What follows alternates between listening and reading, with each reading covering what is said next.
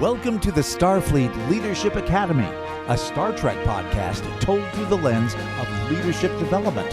And now, here's your host, Jeff Akin. Welcome, everyone. I'm anxious to get into this episode. This will be our third episode watching Enterprise, and by my score, Archer is 0-2. So let's see if the third time's a charm as we start the sixth episode of the second season of Enterprise, Marauders. We're on a settlement on a barren desert planet. There's a kid running around and people working. Looks rough. They see a shuttle heading towards them and ask, "Is it them?" Who? We do not know, since this shuttle, one of Enterprise's, apparently is not who they were expecting.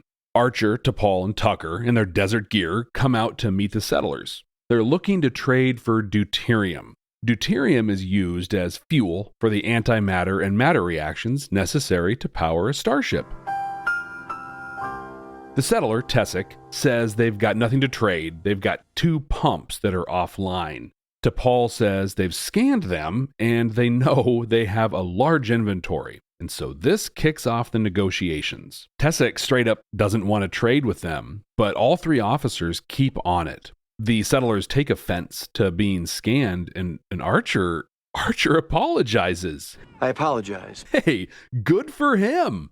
It's a little patronizing, but I after what we've watched so far, I kind of feel like I have to reinforce his positive behaviors. One of the settlers asks if the Enterprise crew can help repair their pumps. Trip agrees to give it a shot. This helps the negotiations continue. I actually really liked Archer in this exchange. I mean, he was still more firm than I would expect, but he was likely trying to establish a power position for the negotiation. This isn't a tactic that I would use, but it's one that a lot of people do.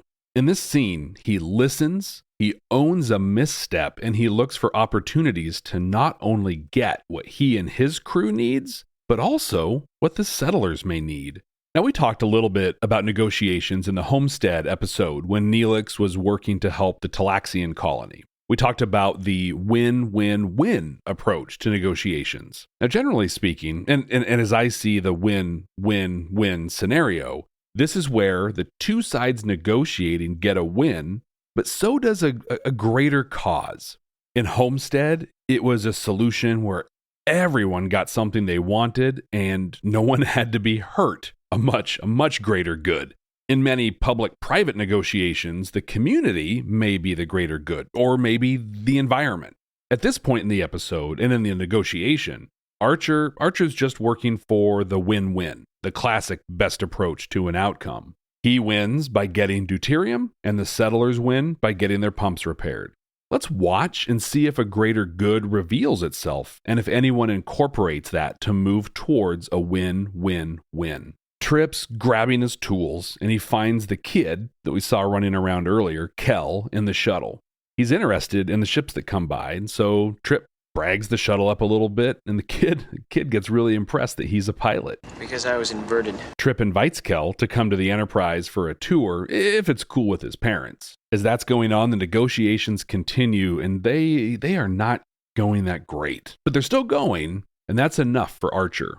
The settlers are saying the labor necessary to refine the deuterium is significant. So Archer owns his ignorance and asks to see how it all works. Do you have any idea how much labor it takes to refine a liter of deuterium? Actually, no. I'd enjoy seeing how your facility works. This is great. When you don't understand something, go look at it. Don't let someone try and explain it to you. Just go look. We've talked about Gemba walks a few times on this podcast. This is where you go to the place the work is being done to observe and to learn. I mean, that's a way to completely oversimplify it. But we looked at those walks in terms of management. This is an example when it can come into play during a negotiation. When you go to look at or to buy a car, what is the salesperson trying to do right out of the gate immediately? Yeah, they're trying to get you in the vehicle for a test drive. They want to show you what the car can do. They want you to have an experience that helps you want to buy that car. Seeing it, driving it, helps you move towards that decision. Now let's take it up a level. Let's say you have an opportunity to invest in a business or a product. You've read through the business plan, you've seen the financials. Are you ready to write a check? I sure hope not. You want to see the business, somehow experience the concept, maybe even use the product. Once you see how it works, it gives you knowledge, gives you leverage. I see you're asking for $100,000 here, but I also saw that you haven't worked out the problem with the thing that does the thing, right? So what do you say I give you $25,000 for the same stake, and then we focus on resolving that issue? I know, right? That's a super specific example right there. Yeah. But hopefully that helps you get the gist. Sight unseen, you could be at $100,000 here, but going and seeing how it works gave you an entirely different perspective and changed your negotiating position. Well, Tessic isn't as impressed as I am. Ultimately, they come to an agreement, and that's specifically when medical supplies come into play. But the deal hinges on getting the pumps back up and running. Tessic lays down some rules. I expect you to leave orbit in 2 days. 2 days, and they're gone. If the pumps are fixed, they leave with deuterium. If they're not, they leave empty-handed. He's intense here. Something going on here, but no one is really clued into it yet.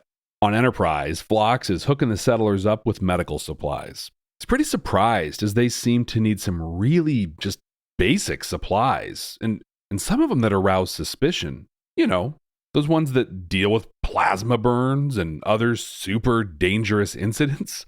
They seem to have an answer for everything he asks, but they seem kind of, well, afraid of something. Archer and T'Pol are walking through the settlement and are remarking on what bad shape it's in. With the high margins on deuterium, he expected the place to be in really good shape.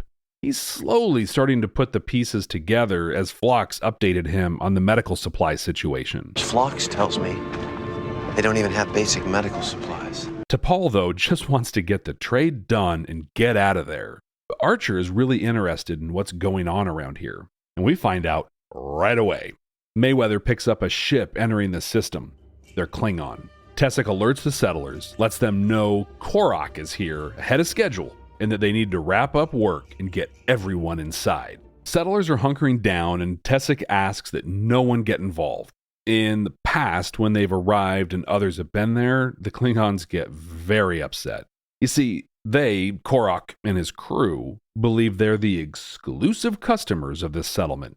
Archer begrudgingly agrees. He orders Enterprise to adjust its orbit and to stay out of sight. Korok arrives, and Tessic tries to let him know they're having issues with the pumps, but Korok doesn't even acknowledge what he said. He wants to eat. He wants to drink. Let's have food and drink. Likely at the settlers' expense, before discussing business. Tessic sticks to it, though, and tells him, again, they don't have what was expected. There's some pretty standard extortion stuff here. We'll take all of it. Now! Korok assaults Tessic and his aide, and then he gives them 4 days to have the whole shipment ready for them, and they beam away. Archer and Trip start grilling them. How long have these bullies been pushing you around? Tessic seems good with the situation, though. I mean, the living they're able to eke out is good enough for him. Trip wants him to fight back, but they explain that they did, and when they did, 8 people died, including Kel's father. They have no appetite to fight them again. Archer offers to help, but Tessic tells him to take his 200 liters and get out of there. So they return to Enterprise, but Trip sticks around. He pairs off with Kel, and they talk ships for a bit, but Kel wonders why they didn't just fight the Klingons, and honestly, Trip has a really hard time answering him. On the ship, T'Pol and Archer discuss the situation. In her opinion, they have the deuterium, and they should just get out of there. But Archer's hot.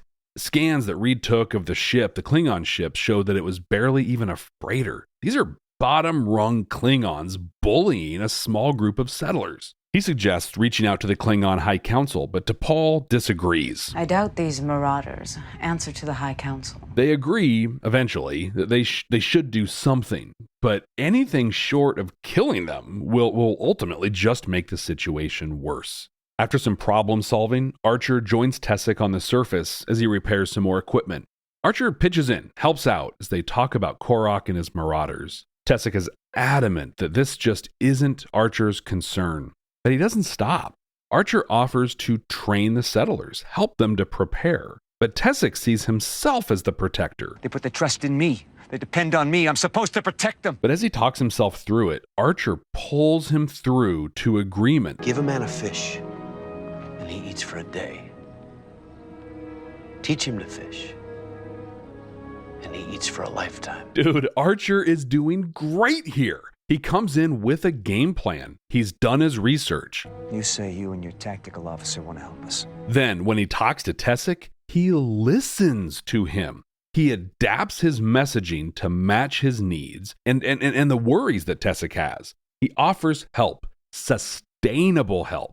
Then he motivates Tessic to take action and to do what he wants to do, what he believes is his responsibility to protect his people. And we've got Reed, T'Pol, and Trip checking out the settlers' weapons.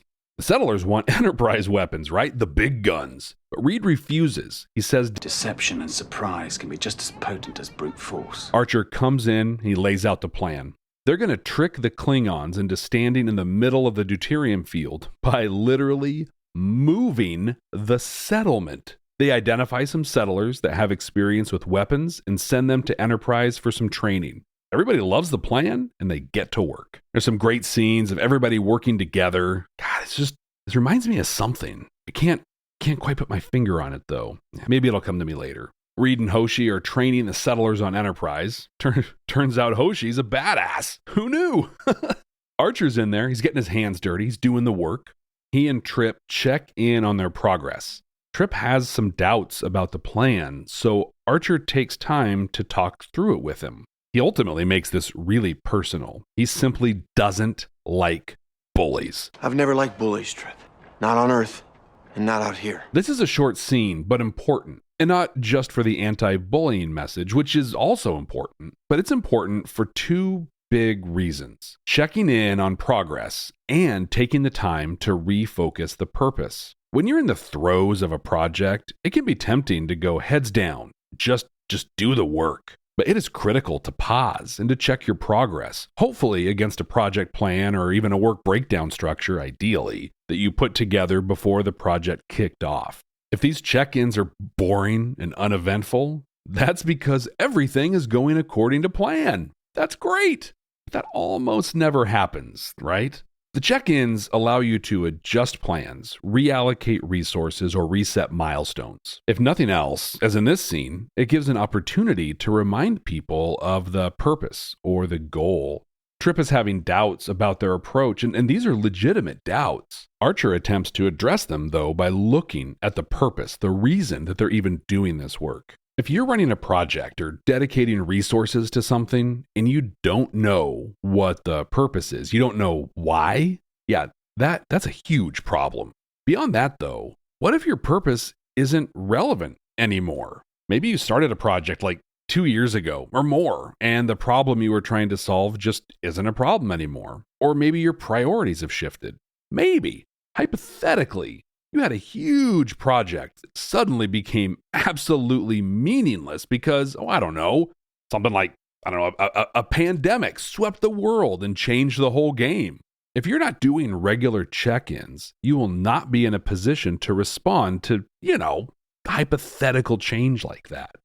Back on the ship, Mayweather and T'Pol are teaching some hand-to-hand combat to avoid getting hit. It's Zeus Mana, actually. Perfect little throwback to the last episode of the podcast when we saw Michael Burnham bust this out.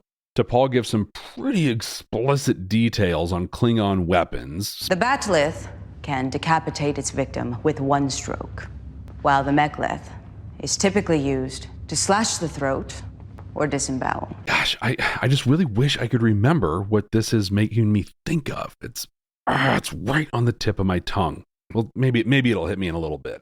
The kid, Kel, wants to fight too. He's talking to Trip about it and complaining that he has to hide out in the canyon. Trip explains one of Malcolm Reed's rules. You've got to be taller than a gun to use it. And then Trip reinforces Reed's rule and tells Kel that he needs to follow orders.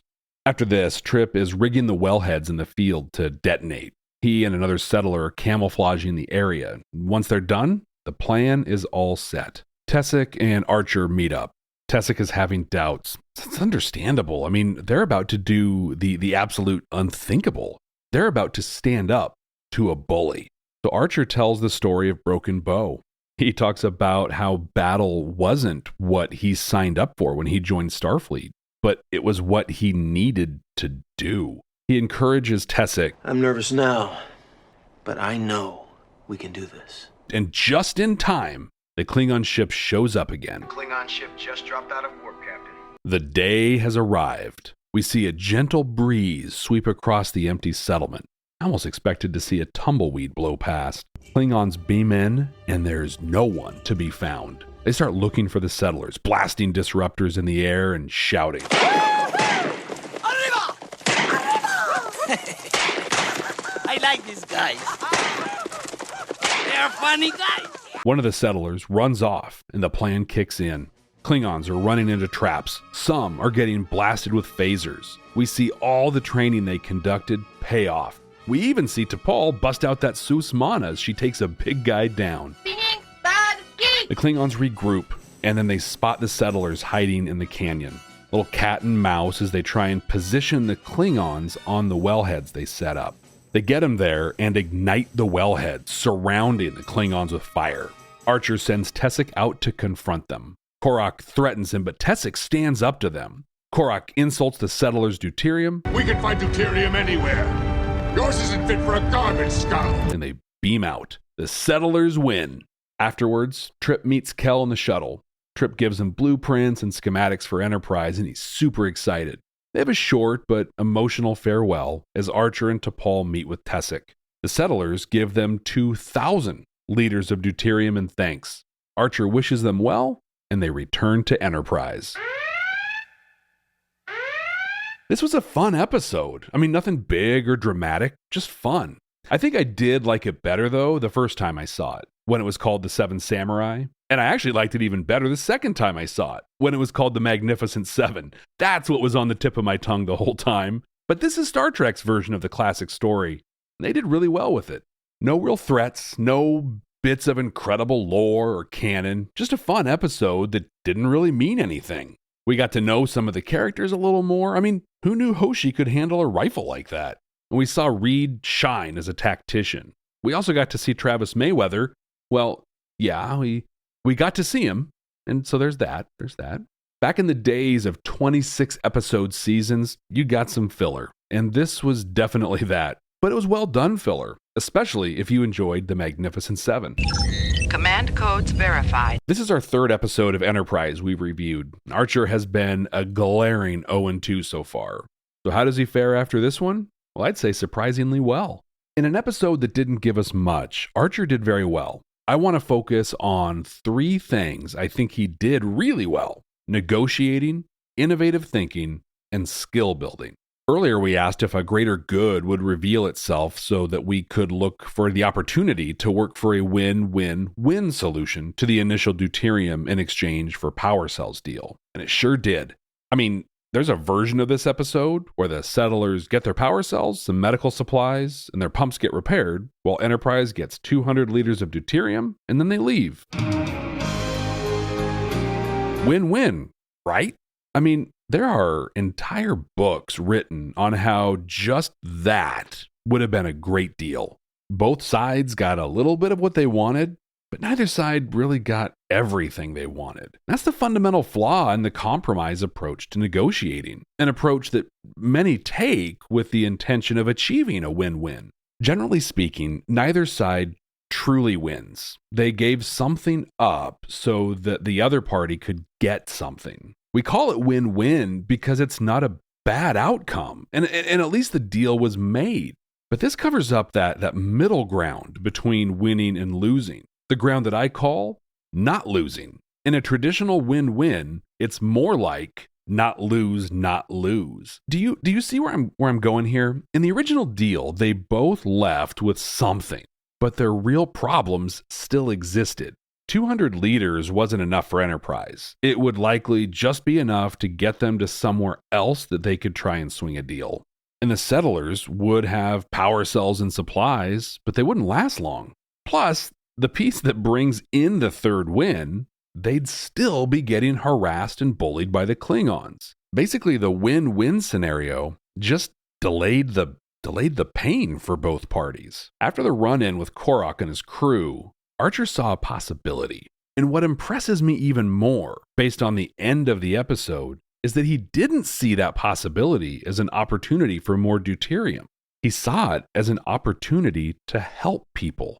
This led to more deuterium, but that was because the settlers were not only grateful, but also good people. There must be over 1,000 liters here. 2,000. Our deal was for 200. Our deal was for power cells, medical supplies, and repair work. You provided us with much more than that. Even if they'd not offered the 2,000 liters at the end, Archer turned this into a win-win-win because both parties still didn't lose, but they solved a root problem for the settlers, a much, much greater good. With the values of Starfleet, though, they couldn't help the settlers by just blowing up the Klingon ship, though that must have been tempting for them. No, they had to find a more diplomatic solution, and in this case, that meant innovative thinking. Innovation has become such a buzzword, joining others such as synergy, ideate, empowerment, and right-sizing. Sad thing is, it's become a buzzword because almost no one actually does it. Just looks really progressive to have that on your corporate values poster. Think about it.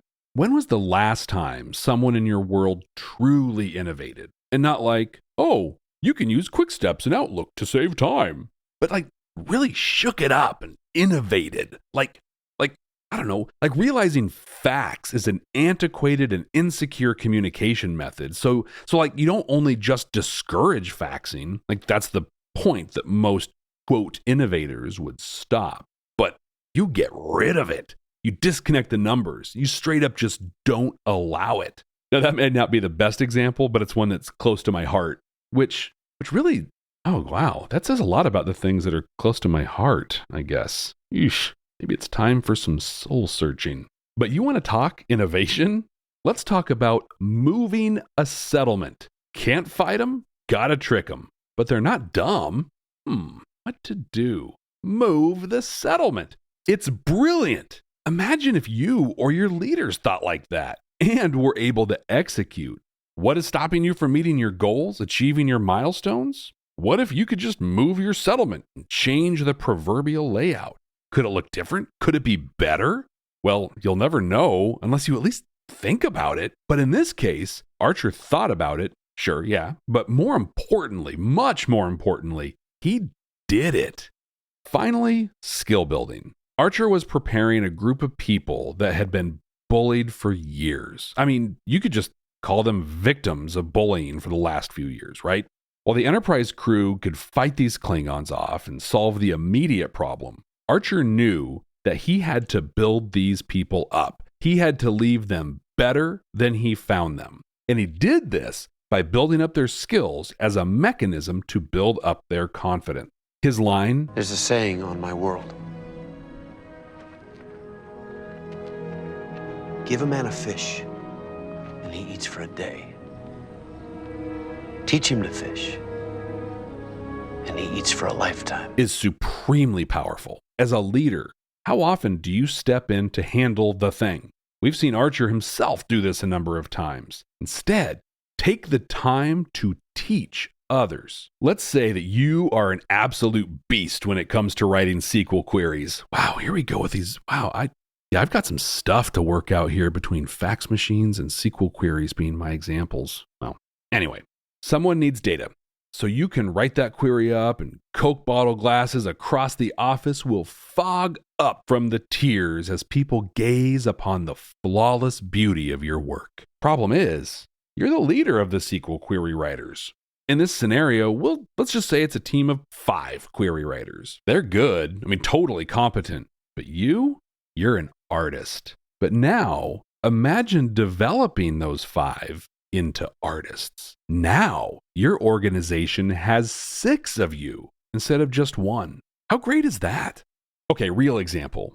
In my organization, we're about to implement a new piece of software that will change almost everything about how we do our core functions. It's a huge project. I have confidence in my project team and the developers. The software is going to be great. So what I'm focused on is change management, the people side of change management. Now, we've talked about this before on the podcast, but not this example, not from this point of view. In my position and role, I have oversight of the entire operation. I generally just don't get involved in day-to-day operations. My amazing management teams do that. My challenge here is that I am a certified change management specialist, and I absolutely love leading people through the various phases of change. But that's not my job. The person in the role that's responsible for this has never led a change initiative before. I mean, they have extensive project management experience, but they've not prepared people for change. As desperately as I want to take the reins and do this stuff, I'm letting them do it. Now, that doesn't mean I'm leaving them on their own, sink or swim style. No, we meet regularly. I attend some of their meetings. I listen. I observe. I did an initial training at the kickoff for them and their team. But this is their thing now. Is it going to work out? Yeah, it'll totally work out. But it's kind of killing me a little bit. But what I know is that when we've gotten through this, I'll have another experienced change leader on my team. It won't just be me anymore. And when the next initiative comes around, because they always do, we'll be able to develop someone else. It's not about carving out a little niche for yourself. It's about developing your teams so any of you can do amazing things when the opportunities arrive. Archer takes this approach. He leverages the expertise of his whole crew, but especially Malcolm Reed. They teach as much as they can in the constrained time period to keep everyone safe during the battle, but more importantly, to give them the confidence to stand up to the Klingons. The climax of this comes when Korok and the Klingons are surrounded by burning deuterium, and he sends Tessic out to confront them. We're not afraid of you anymore. Tessic is prepared, thanks to Archer and his team, and he's successful. That success is huge. He now has the reinforced confidence that he will need to continue to provide for and to protect the settlers. If someone else comes along and tries to take advantage of them, they are now much, much more prepared. I've been pretty harsh towards Archer so far, so I'll give full credit here. He did a great job. This shows that people can grow as leaders and that experience matters. So what are your thoughts? Is there anything I didn't catch on here? Are there any ahas for you? I'm on all the social media at Jeff T. Akin. Jeff T as in teach, Akin. And I'd like to ask you a favor. If you've enjoyed the Starfleet Leadership Academy, please tell a friend or a colleague about it. Okay, now let's see what we're going to be watching next time. Working.